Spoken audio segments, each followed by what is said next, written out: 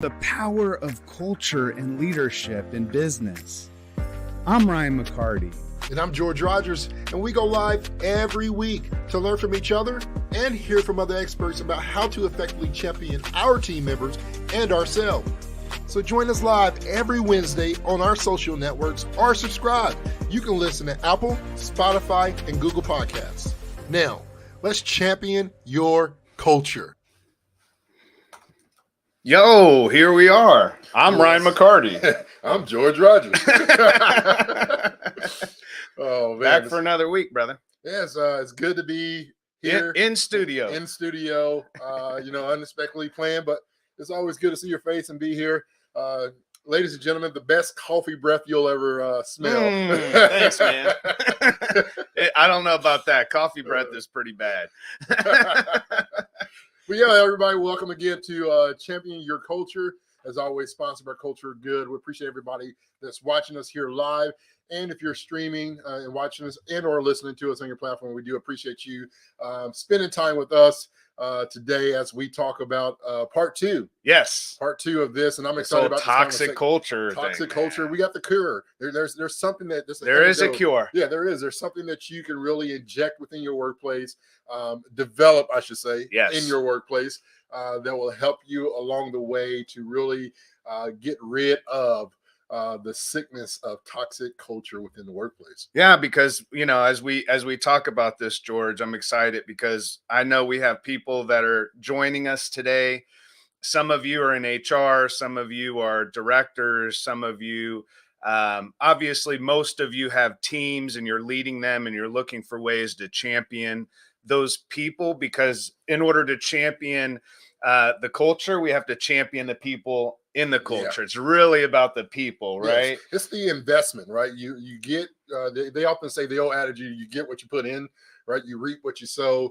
And so taking that time to really develop and really enhance, elevate your people. It always goes back to when Steve Jobs went back to Apple, for the second time to really fix the culture and to fix, the product that was. One of the things that he said, and people were mad, he said, somebody was like, why are we putting this much time into people that we know they're not going to be here? He says, what happens if we don't invest in them and they stay? And they stay, right. So, invest in your people. The great thing is that when you invest in your people, even if they do leave, you're part of their journey. You're part of that purpose that gave them a purpose, gave them a why. To do what they're doing next. Not everything's forever, right? Yeah. Not everything's gonna last forever. Yeah. And so you enjoy those moments. Yeah. Well, before we jump too deep into it, you doing all right, man? I'm good. I'm good. It's there's I want to give there's a special yesterday. As you know, Ryan, yesterday I got a call of a good friend. A family friend that and the wife, someone that was in, when I was a youth pastor. Mm-hmm. She's special. She was in Jennifer. She still is special. She's crazy as hell, a fireball. But I was allowed and given the opportunity to be a part of that family and her family and meet her husband. And yesterday, which is why I'm here yesterday, got the news that he suddenly passed away. He was on his way to work, at work. And so I want to send my condolences and prayers to Jennifer and the Garrett family, to his daughter, Lily, the precious princess, my best friend, and to Kenny. He was a great dad, man. He was a gymnastic dad is what he hashtagged all the time, baseball dad, and a great husband, and one of those good people, very young. And so, but yeah. The heart's broken there, man. But as always, what we always preach for people is to show up. Yeah. And so I wanted to show up for my family. Yeah, and we want to show up for you as well, and our whole Champion Your Culture family. Many of you join us every single week, and we thank you for that. And we as a family want to just send love to you and to Jennifer and to everyone, the kids especially, and everyone out there that's listening or watching live, that are going through really, difficult situations and realities of life like this. And some of you are out there and we don't get a chance to not bring our hurt to work. We show up, but we have to show up fully as us. And that's why I love what we do every single week, because this creates an opportunity for us to just be real. Yeah. You know, Yeah. It's the authentic, and a lot of people said, why did you make this trip? We're planning on going on a cruise, celebrate grandma and grandpa as a family. We're blessed to be a part of the family enough that we get invited to do this family cruise. That's this weekend. We're still going to do that in his honor and celebrate his life and his legacy and continue that. But you want to be you, and one of the things, and I know you said, George, you don't have to show up this morning, but part of showing up is also you get healing through that process. Yeah. Right. Yeah. And some people, you say, try to work through your normalcy and work through the pain. But this is more of it's part of the healing process for me. This is crazy, but this is an interesting thing that you bring up, that when you show up, it adds to healing. Mm-hmm. And the topic today is about toxic workplaces. Sometimes you show up and it actually does not contribute to healing. It actually creates even greater hurt and greater, because of the atmosphere. And I think about, what I'm going through with my dad, right? So he's in the hospital right now, got a scratch from a dog, an infected arm, and it was just almost lost him. He didn't take care of it. He's 73 years old. And I sent a message to Scott. We co-founded Culture of Good together, and he's obviously the biggest supporter to Culture of Good, and also to Champion Your Culture podcast and all of that. And I was just like, look, I can set up a little office in his hospital room, but I have to be there, and I just want to let you guys know that I won't be in the office much this week. And I mean, the message that I got back from Scott was like, tell me what you need, anything you need, let me know. I got your back. I mean, that's good leadership, right? Yeah. Because even that one little message just reduced all the anxiety and fear around work and job and everything else. And just having a leader in your life that can show up when you need them to is also really big. And I think one of the biggest I would say lack within a toxic culture, the reason that it's toxic sometimes isn't because the leader's toxic, is because the leader doesn't show up. And that can become even more of a difficult thing when you're going through stuff. So I appreciate you saying that, man. And anyone out there that just needs an ear to listen, or someone to reach out to, and you're going through stuff and maybe you don't have someone at work, obviously reach out to George and I. We're as about as the real deal, I think, as you can get. We're going to tell it like it is. And we've been through the good, bad, and ugly really together. And that's going to continue. And so thanks for sharing that, bro. Yeah, I appreciate it. You never know. And I'm sure, it's one of the things that I realize in life is that you're not the only one. Somebody is always going through something. And so if you're going through something, a trauma situation, a tragic or a trivial trial, there's, different types of trials that we face. But wherever you are and whatever you're going through, just show up for you, however it may be. I show up here, but I look fine. But you can show up and still, be grieving. You can show up and be pain or lost or confused. And sometimes you need to take a break too, right? So sometimes there does need to be a pause, and sometimes you need to be able, like I mentioned to Scott, like I'm showing up, but I'm gonna show up differently this week, right? I'm gonna keep showing up, but it's not gonna look the same. And to have really good leaders in your life that support you through those moments and understand that you're not gonna be at your best. You're not going to be performing at the highest level, right? I mean, we know this in athletics. We would say it's up here too. Like if your mind is not right and you go out and you're an Olympian and you've trained and trained and trained, but you can't get your mind right that day, that's going to be the difference of whether you can really be at that high level or not. And sometimes at work, we just have to know we're not going to perform up here because our mind isn't in it. Yeah. Right. Like today I was talking to you right before the podcast. I'm like, my brain's somewhere else, man. You know what I'm saying? I love doing this because it gives me an opportunity. It grounds me weekly. It's something that we know is going to happen for the most part. You know, this is our 40th week doing this. In 40 weeks, we've missed one. Yeah. I can't remember why we missed it. You know, we were doing our cohort. Yeah. And we had The a training. lot going on, the training, and we did a post podcast. But yes, man, I'm gonna celebrate today. I'm 40 years old on the 40th podcast episode. 40 for 40. You know, ESPN has a 30 for 30. We're gonna do 40 for 40. We should add a 40 ounce in here, man. It will come. It will come. That's awesome. Yeah, that's great. That's great. So let's talk about this toxic culture, Ryan. When we talk about toxic culture and the cure for it, there's a lot of different things that you can put into a toxic culture to make it better. But sometimes toxic culture is kind of like a piece of crap or shit.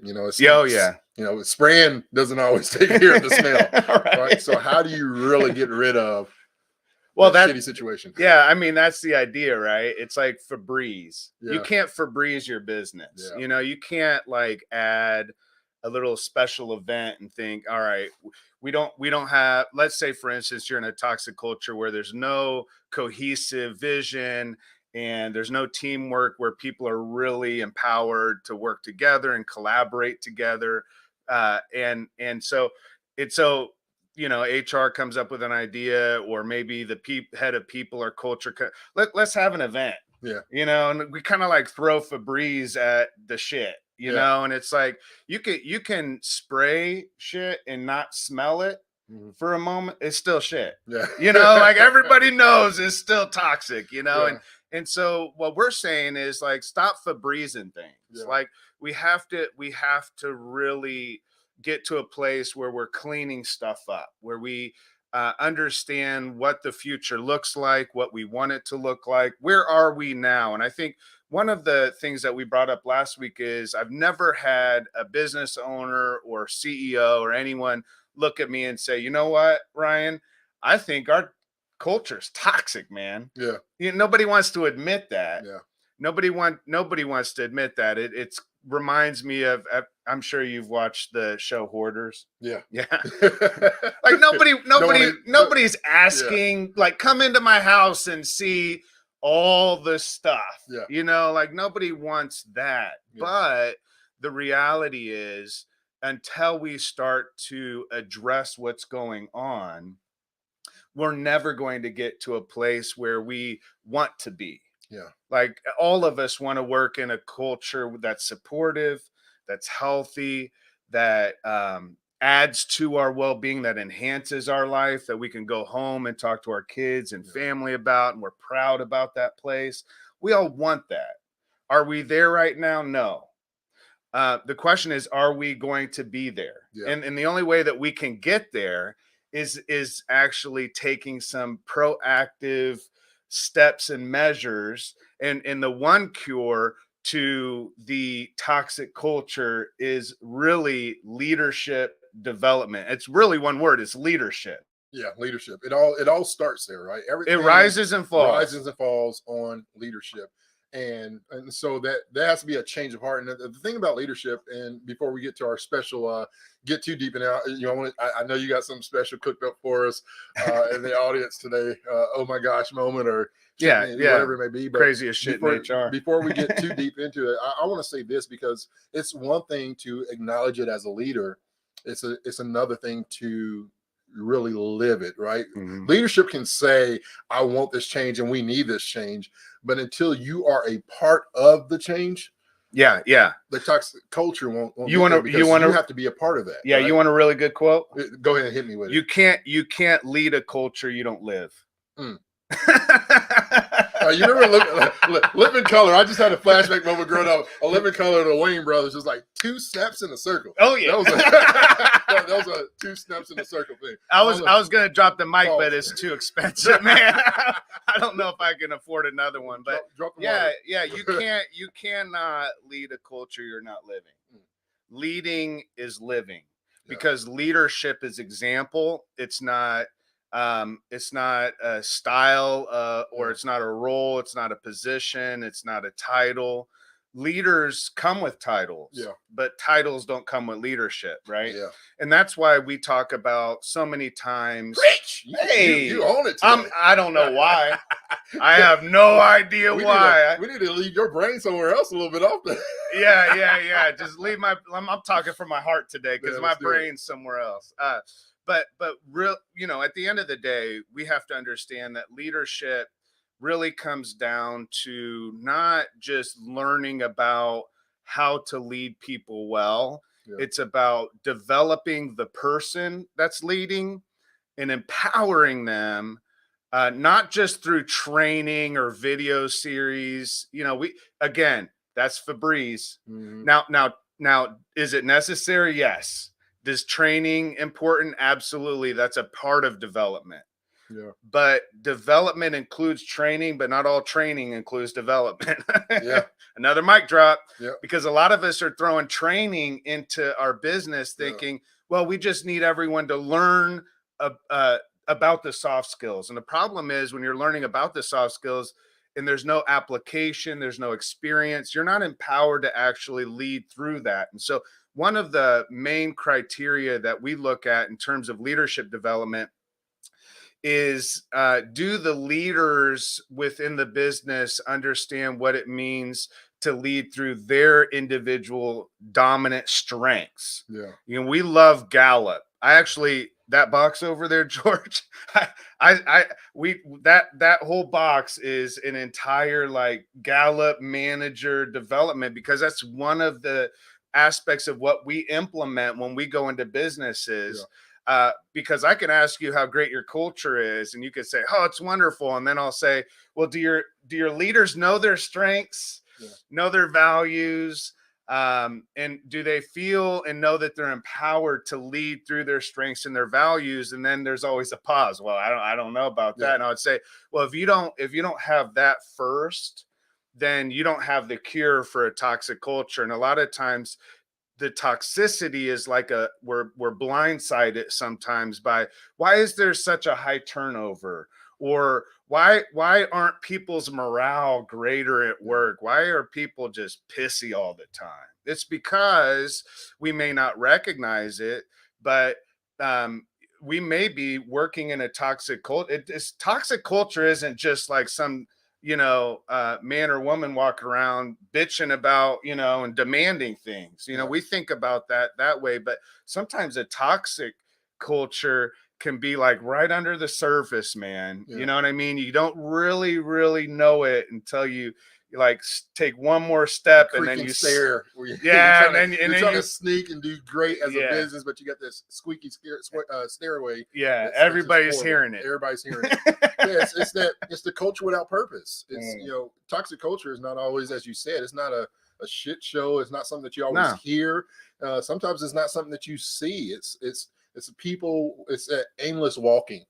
It's a toxic culture for me, walking around with no sense of purpose. We're just doing a job and no collective purpose. Exactly. Sometimes a toxic culture means that we're not all moving in the same direction, right? Where is the cohesive vision and purpose that we're all working toward? A non-toxic culture would be a culture where people have a collective purpose, that there's community. When I first came in to for-profit business from nonprofit work, I started using the word community. And that word community shifted to culture because that was an easier business term. But originally, I wanted to talk about community. Before it was culture of good, before I came up with that terminology of the business, I was focused on, how do we build community?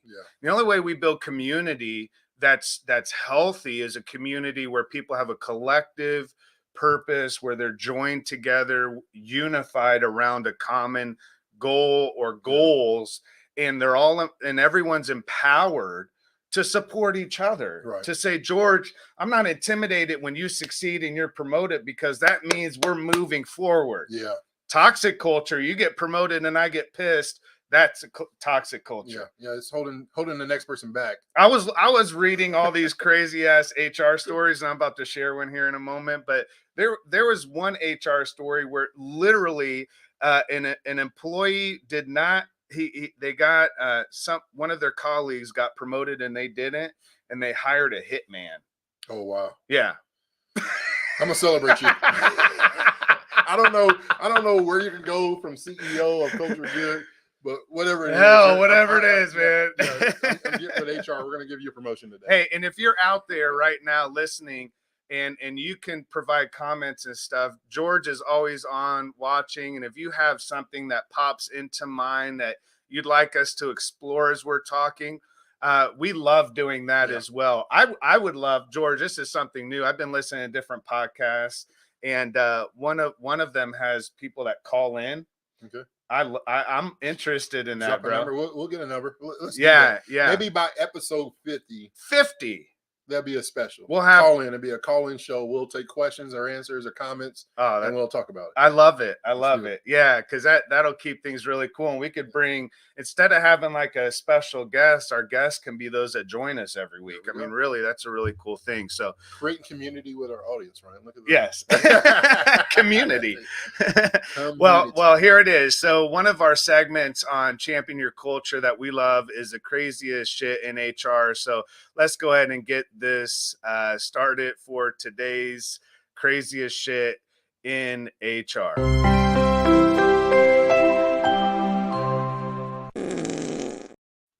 All right. I love it. Sorry, I'm still a 12-year-old kid that likes fart noises. All right. And by the way, George is making fun of it, but George has a car that makes fart noises, so I don't want to hear shit about it. All right. Craziest shit in HR today. Former HR here. I don't know. This just kind of struck me interesting. A woman once complained that someone in her department kept meowing.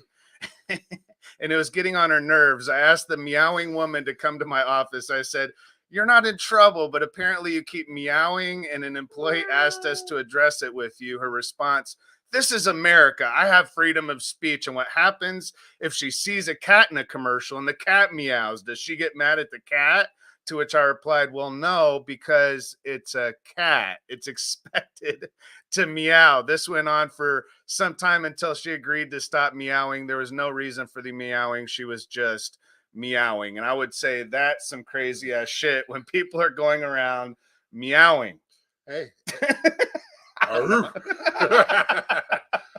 don't know. That just struck me as kind of weird. And then I thought, as a dad, all these dad jokes and puns and stuff, I was thinking, as an HR person, I would have looked at them as they came in and said, "You need to stop this meow." Oh my gosh. We got anyway. That's it. That's it. I don't know what's in the coffee, ladies and gentlemen. And that, my friends, is the craziest shit in it.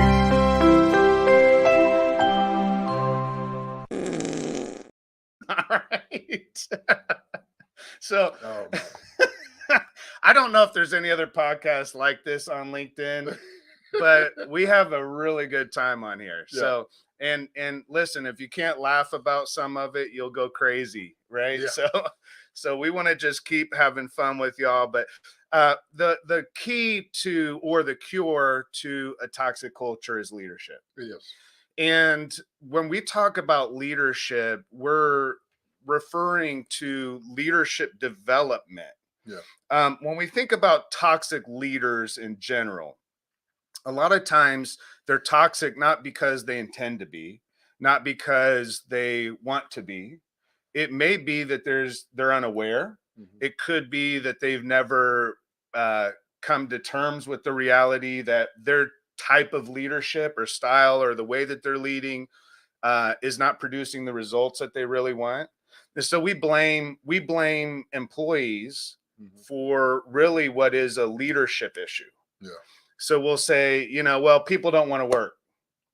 Well, I posted that this week. They don't want to work for a toxic culture. Yeah.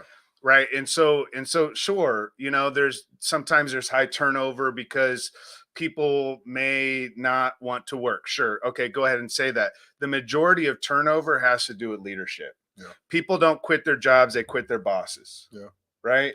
So we have to understand that as people are being promoted within the workplace, as they're placed within position, we can't promote without empowerment, without development. How are we developing the manager into leadership? Not just teaching them soft skills about collaboration, not just teaching them soft skills, communication or whatever it is, but really empowering them to be a leader. One of the things, George, that you and I have had consistently throughout our lives are leaders that champion us. Yeah. You know what I'm saying? Yeah, it's people that are showing up. It's what we kicked off the show talking about.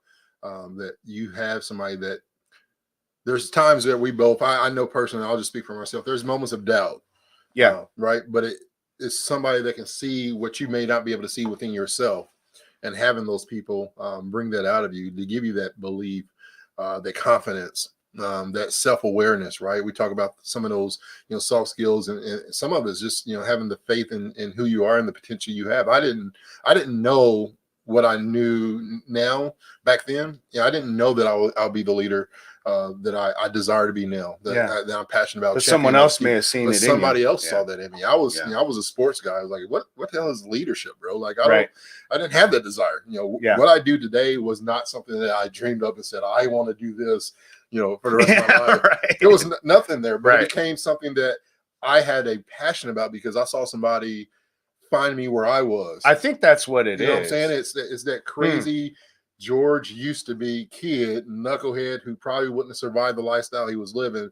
And somebody, a handful of men, yourself, Tim, Kevin, those men, one of my favorite teachers that really impacted me my junior year of high school, Mr. Bishop.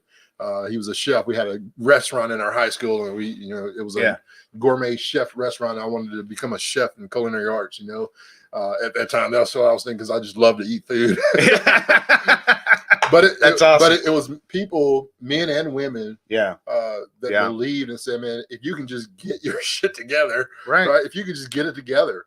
And I see that in a lot of people. We both have those people in our workplaces, our office, come across our life that says, man, if that woman or if that man makes a few changes, or if they make a lot of changes, wherever they may be, the potential's there. But potential, I always talk about potential. Potential's that Christmas present that what it is. It's that one thing that you ask for. It's a guitar. Can't hide it. Yeah. But what good is a guitar that's never unwrapped?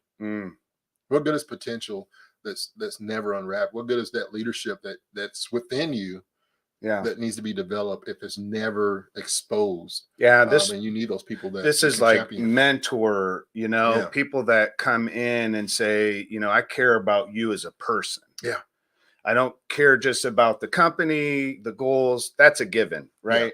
But I also care about you as an individual, and I see the potential in you. I recognize something in you that is a bright spot in this world. And really, for someone to come into your life and be able to do that, one of the steps, I think, to introducing this cure into a toxic culture is to get everyone behind the idea of leadership development. A very simple way of doing that is getting people to understand the difference between leadership training, which is very one-off, centered on the day or that week, that conference, whatever it is. Whereas leadership development doesn't focus on the skill only, it focuses on the person. How are we developing the human being? This rehumanizes the business. And I think to introduce this concept into a toxic culture, we have to start by saying, look, our leadership training is good, but for us to be efficient and effective, and this is CEO talk here, right? We stop talking about engagement. We'll stop talking about people having a good time at work and feeling like they love the work, because that doesn't translate to CEOs very well. Not every CEO. They'll get it, but what CEOs want are effective employees, right? Employees that, sure, engaged employees are more effective, absolutely. But in order for there to be an effective workplace, we have to have effective development.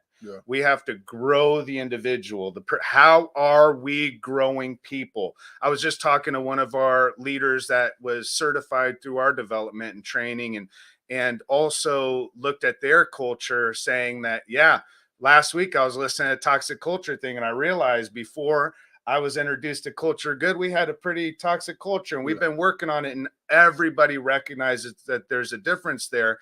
And they work in metal fabrication and different things. And I was telling them, look, of what you're building in the workplace, you know, out on the floor, the greatest thing you're going to build is not all this material stuff. It's going to be the people.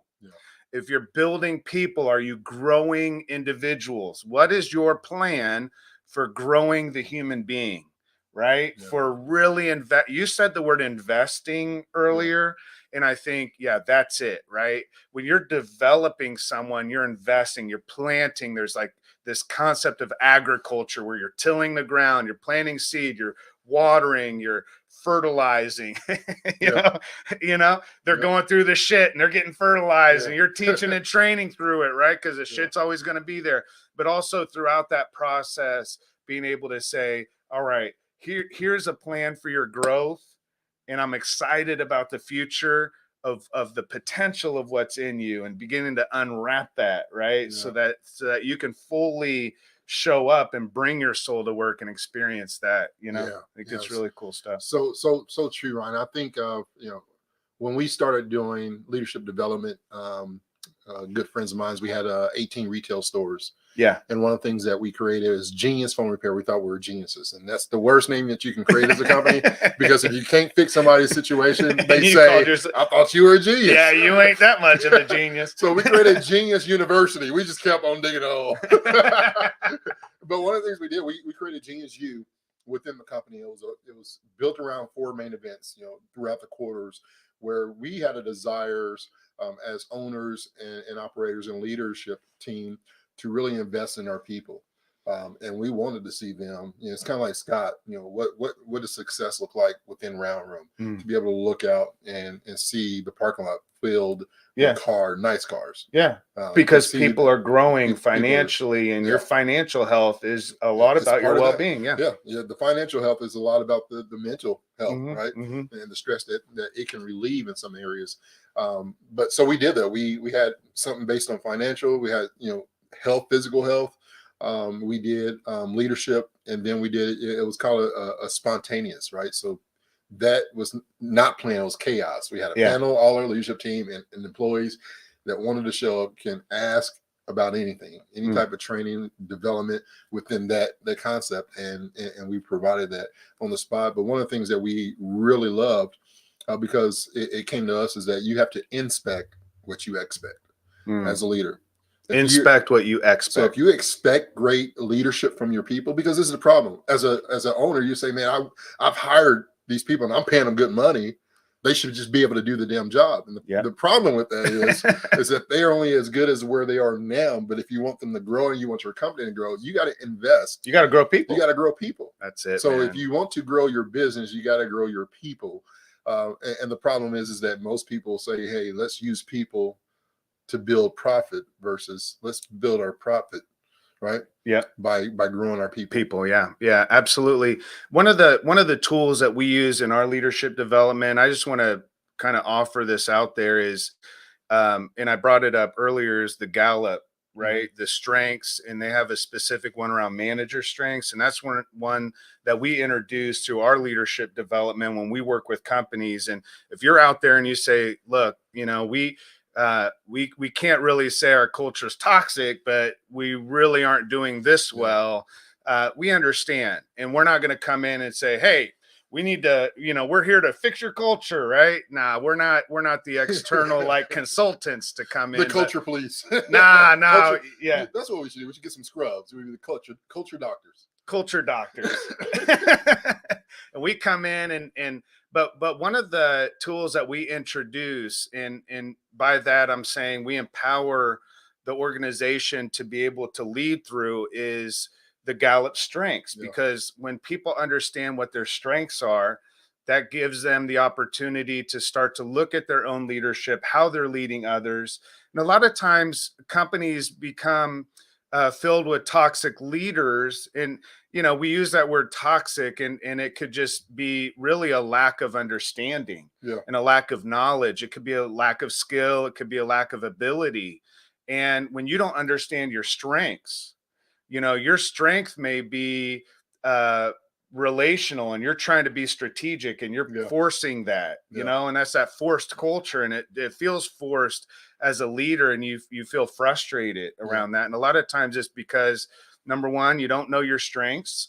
You don't know your values. And I would say if you're going to focus on something around leadership development, Yeah. it's, do our leaders know their strengths and their values, not just the values of the company. That's important, right? But in order for leaders to fully be empowered to lead, they have to know where their power comes from. Yep. When you're leading from your weakness, you'll be a toxic leader. When you lead through your strength, you'll be a healthy, vibrant leader. Yep. So we want to lead through our strengths and through our values. Yeah. Because that builds trust. When people know you're accountable to your values, your team members will trust you, and you'll build that culture of trust, because leaders then understand, look, and team members understand, my leader has a set of values that they live by. Right. I can count on them, right? I know my leader values showing up. Yeah. So if they are going to live by that and stay accountable to that, I know I can trust my leader in that. Yeah. That's where trust comes from, through accountability. Yeah. And so, do our leaders know their strengths and values? Consistency. Yeah. You got to be consistent. Yeah. That breeds that. That's the difference between the training and the development. Yeah. Because development's consistent, training is one-off. Yeah. So keep the training. Don't scrap everything that you're doing. Yeah. But begin to think of it in terms of a development plan for the leadership, in the same way that you would have an individual development plan, an IDP, or we also work with team development plans. What's your LDP, your leadership development plan? Yeah. What's the plan moving forward to develop and empower your leaders and know their strengths, know their values, and also know how to lead through those, and also feel empowered to do so. Yeah. I mean, then we're talking, that's the cure. The cure to a toxic workplace is leadership. So true. I'm a stink up the room. But I was looking down and I saw one of our longtime loyal listeners and watchers, Lauren Philippa, and she's from Ghana. Yes. So I just looked at my shoes, and this is so happy chance, and I forgot about this, Ryan, and this is going to kind of build into it. But so these shoes here are designed. It's a Brooklyn, Ghana theme. So I wanted to show this off to Philippa. Shout out to you out there. But inside these shoes, my favorite part, and this is going to kind of go with what you said. So on the inside, Ryan, and I'll put it up to this one says sharing stories, right? How do you build that trust? You know what I think about with the leaders that championed me growing up, is that it was all about stories, and it wasn't stories about them. It was just life. Yeah. Right. Or it was those stories that they shared when I was in a situation. George, I was there, right? The feel, felt, found method, where I understand what you're feeling. I may not understand what you're feeling exactly, but I once felt that way, and this is what I found. And that opens up you. Yeah, and it opens up because it's not always about you digging in somebody else's life. You're sharing your life. You're being vulnerable with your personal life. The other shoe on the inside is what you're talking about, Ryan, and it says building community. Jeez. So shout out to our lovely family over in Ghana. She's watching this afternoon. But building community and sharing stories. We talk about leadership development. You want to have that consistency, community. It's those things that matter. Yeah. That it's not always about. It's not about you as the leader, but that vulnerability that opens up when you realize that the title's the title and the human is the human. It's good, man. Yeah. The title's a title and the human's a human, and you cannot develop a title. You can't grow it. It is what it is. It's right? there. It is what it is, but you can grow people. Yeah. And people want that. Yeah. People are longing for it. It's one of the top identifiers to potential hires wanting to work for your company is, how will I grow there? Yeah. Right. What is the opportunity for growth? Yeah. And if you look up one of the defining qualities of a toxic culture is there is no development and growth. Yeah. Right. And people, employees are leaving. So some research, and I wish I had it pulled up for has been, I'll tag it on the post and I'll share some on LinkedIn a little bit later. But some of the rise and fall of employee engagement, belonging, retention, it's all about leadership, number one, but it's also about development. People now, and in fact, they're saying this, Ryan. They're saying, if I don't get paid what I need to be paid, right, I'm okay with it if there's growth and development. But if there's not growth and development, then it's not part of the process. And if it's not a part of the initial conversation in the beginning, I want more money. Yeah. Right. Yeah. It's one or the other. Either grow and develop me so I can be who I desire to be, or pay me for who I am today. And I'm going to find that growth and development on the outside. And when I find that growth and development on the outside, what's going to happen is I'm leaving. And this people want to be developed. This very thing post-pandemic is 10 times. Yeah. So what you're talking about matters 10 times more than compensation in terms of whether people stay or go. Right. Like compensation, for sure. Yeah. We have to be paying people well, and they have to, as you talked about earlier, your financial well-being has a lot to do with your mental well-being and has a lot to do with just overall well-being in life. And that matters. But 10 times even more than that is culture, and leadership within the organization is the cure for the type of culture that you're looking for. And if you're interested in this conversation being brought into your business, how cool is it that George and I, as the hosts of Champion Your Culture, we lead Culture of Good. So this is what we do. So if you're looking for anything from leadership development to keynote for an event that's coming up, if you have any development opportunities that you're looking to foster and cultivate and introduce within your organization, and you're ready to invest in your people, the first step, reach out to us. Yeah. We have the tools. We have over a decade of building this culture of good and experience even beyond that within organizations. And so